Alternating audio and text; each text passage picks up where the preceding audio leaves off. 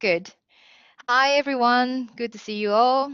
We're talking about the use of social media for higher ed, and it's kind of timely to talk about this as some of us were at Huijser conference last year, and there is a good discussion around how we can use social media for enhancing learning and teaching in our area. So the next presenter we have is Dr. Hank Howser, and he's currently an educational developer in the Academic Enhancement Center at Xi'an Jiaotong-Liverpool University in Suzhou, China. Hank, sorry, I'm sure I pronounced it wrongly. Done, Chia. Well done. Oh, good. He has a PhD in Screen and Media Studies, and he worked previously as academic developer at USQ, Barham Polytechnic, and Bachelor Institute in Northern Territory. And his most recent publication is co-written book with Megan Keck about problem-based learning. And he's joining us from China with his colleagues there. Over to you, Hank. Thank you. Thank you, Chia, and welcome everyone. Thanks for having me this morning. It's kind of exciting. Chia asked me to talk a little bit about social media and higher education in China. This is not based on a research project, but it's just to give you a little bit of a sense of what's happening in the social media space in China and how that potentially links to higher education. And I say potentially because on the face of it, there's not that much happening in a formal sense with social media. So it's kind of interesting to follow up on Julie, and thanks Julie for your, that was a great presentation. There's a kind of, I kind of like that, that 4QF framework. And what's happening in China in a nutshell is that we are very much in a higher education space in quadrant 2. So the dominant form is teacher-directed formal higher education, very teacher-directed. At the other end, there's a lot of student-driven informal social media use, but it's not integrated into the curriculum, and it's often, I would say, including at my institution, often frowned upon and actually quite actively blocked in some cases. Of course, there are teachers who get around that and do their own thing in a kind of informal sense. And in that context, it's mostly used for communication and notifying students about stuff that is on the LMS. So that's the kind of broad context of higher education where we're at. I'll just move to a bit of a larger context, which is about social media and in the internet context in China. So this, what is sometimes referred to as BETS is the kind of dominant framework here. So there's 4 massive companies, and I'll talk a little bit about the numbers a bit later, but there are 4 massive companies who basically dominate the internet space, including social media. And these companies have various foci, but they're largely holding companies. So cumulatively, they have around 2 billion users. And the interesting thing about some of the social media applications that they have is that they're very much integrated applications. So I'll talk in a minute a little bit about WeChat, which is a kind of dominant one in the mobile application social media space.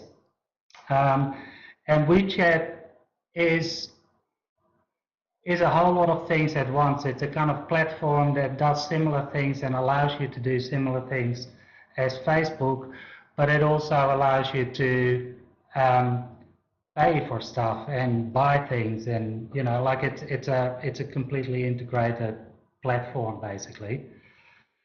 Okay, so to give you a little bit of an overview of what each of these companies do, and of course some of these are really important because they are local versions, they are Chinese versions of applications that are more common elsewhere, but that are banned here.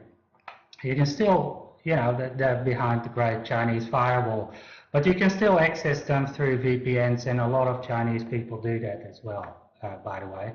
So, yeah, Instagram, Facebook, Twitter, there's a lot of Chinese people in China that still use those as well.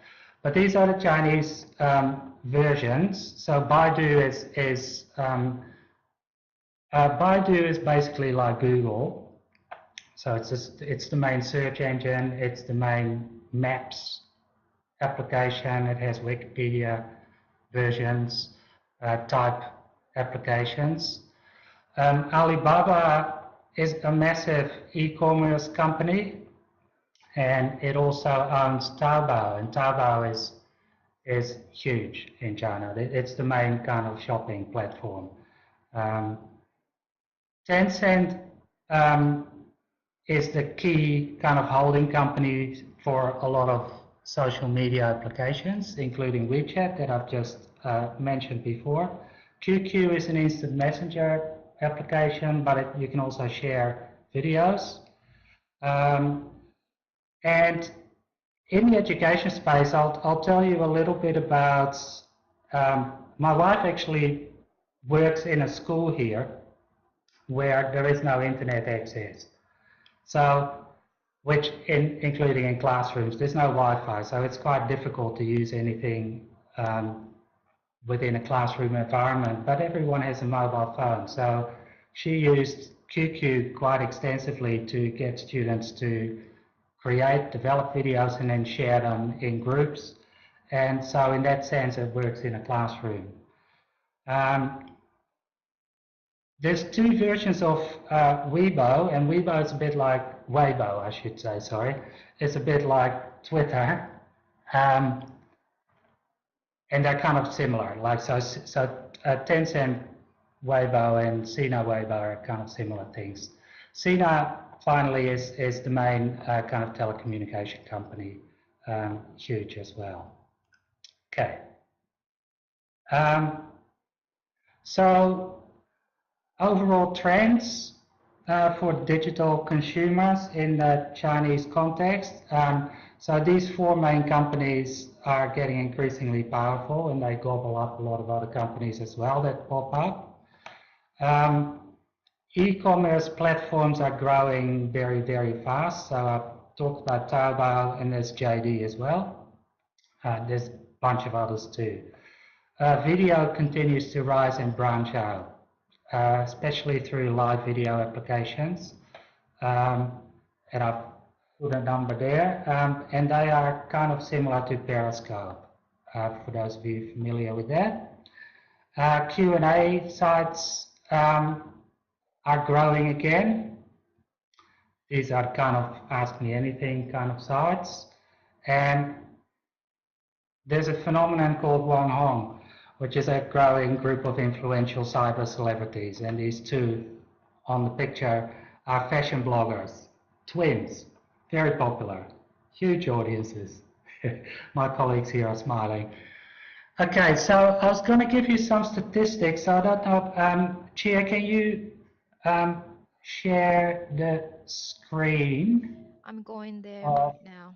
This site. These statistics are slightly dated. They're a couple of years old, but you can kind of get an idea of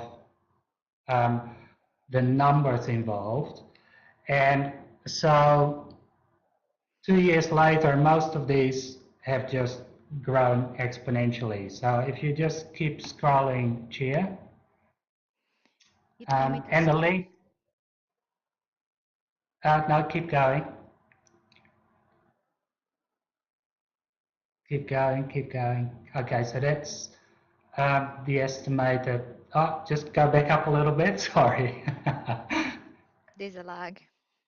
Okay, so these are the estimated number of social networking users in China, 650 million. So that's twice the population of the US, and that's probably, I would say, doubled by now. Okay, so these are the kind of, keep going down, thanks. So these are some numbers for individual applications. So WeChat is now much more than 470 million. I have no doubt. Yeah, keep going down. Thanks, Chair. So QQ, to give you a perspective here, has more users than LinkedIn, Twitter, and Instagram put together. So that's huge numbers. Wow. Very popular here as well. Okay, keep going down. Thank you. So this is a bit of time spent.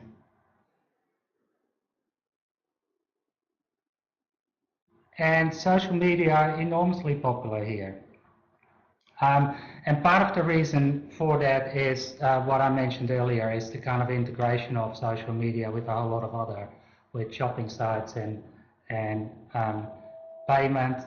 So most people pay for everything with their phones, and that goes through social media sites. Okay, so these are, just hold on for a sec there, Chia, these are age groups. So it's not entirely surprising, but it is quite a large uptake in the older age groups as well, which is interesting.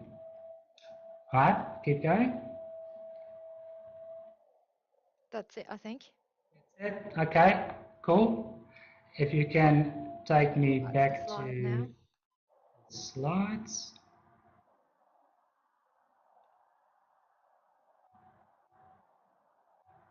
Okay.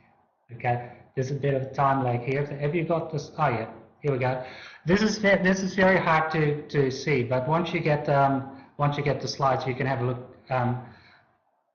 by yourself. But this is basically the social media ecosystem in China.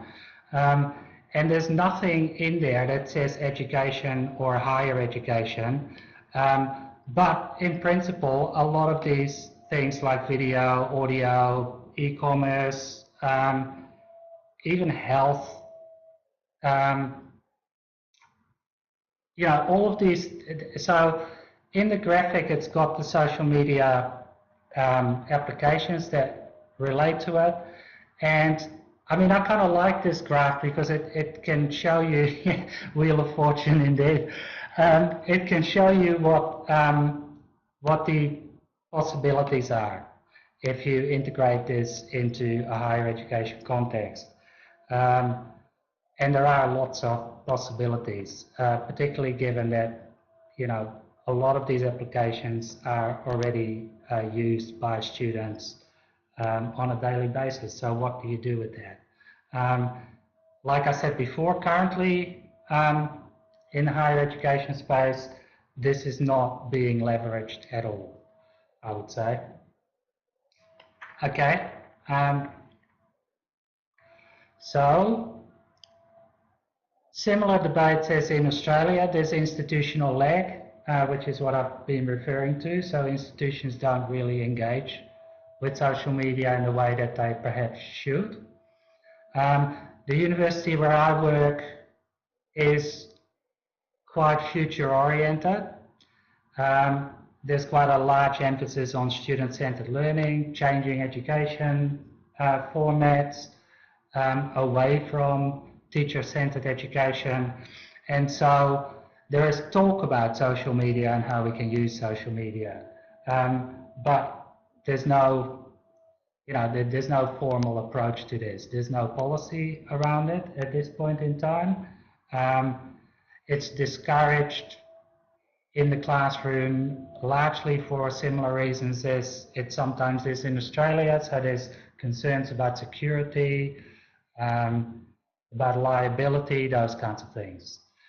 Then there are issues around pedagogy, and there are issues around staff professional development. So if you were to use social media in a more formal higher education context, do staff know how to do that?